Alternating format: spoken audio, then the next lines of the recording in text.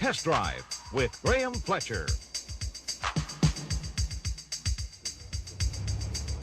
This week on Test Drive, we're putting the latest generation Toyota Cressida to the test. Along with the new look comes a 24-valve engine that pumps out 190 horses.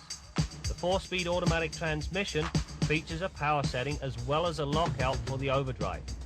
You will also find a third button beside the shift lever. This is the override for the shift lock. The shift lock device is incorporated to overcome what is euphemistically known as unintended acceleration. In short, before you can move the shifter into drive or reverse, your foot must be firmly planted on the brake.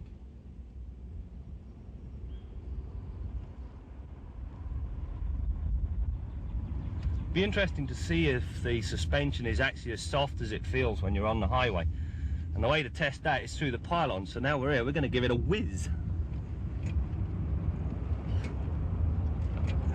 Oh, smokes for a large luxury sedan that doesn't come from Europe. This is terrific. In fact, next to the 240, it's probably the best one we've tested.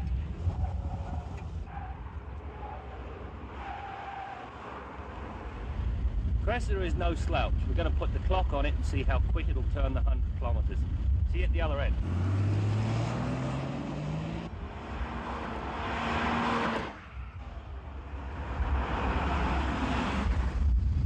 There you have it, just a tad under 9 seconds. The thing that I liked about the way the power came in, it was smooth and progressive, and when you needed it, bang, it was there.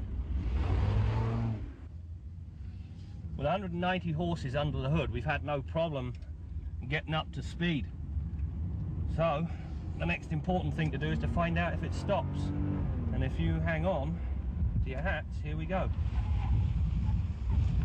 Oh, very nice, very nice. There's very little kickback in the ABS, something that you don't get in the Europeans. They always clatter and bang. This was very civilized. Although our test car appears white, it was in fact finished with a beautiful pearl coat. The pearl coat, when you're up close, gives the car a very expensive look. The Cressida features a full array of power options as well as adjustable seatbelt anchors. The heater controls are normally the simplest to operate in any car, but for some reason Toyota have just made these too complicated. To start with, they're buried between the two halves of the radio, and secondly, to access the normal functions you have to open this drawer. That's just begging to get broken. I don't like digital dashes, period, and this one is no exception. It washed out in bright sunlight and conveys only minimal information to the driver. All in all, I've been very impressed with the latest Toyota Cressida. I do, however, have my usual pet peeve. And put simply, it's the height of the liftover. In today's cars, you never get them this high. The other thing is that you lack a parcel net to keep the loose packages still in the trunk. Anyway, now I've cleared up here, let's go to the scoreboard and see how I rate the rest of the Cressida. I was so impressed with the anti-lock brake system on this Cressida, I awarded a perfect 10 out of 10. While the Cressida is no race car, it reaches the 100k mark in rapid fashion, and I was very impressed with the smooth, progressive way the power comes in. The Cressida handled much better than I thought it would. In fact, when pushed, it actually hunkered down very nicely and got on with the job in hand with a minimum amount of fuss. At 68 decibels, the interior noise level is definitely acceptable.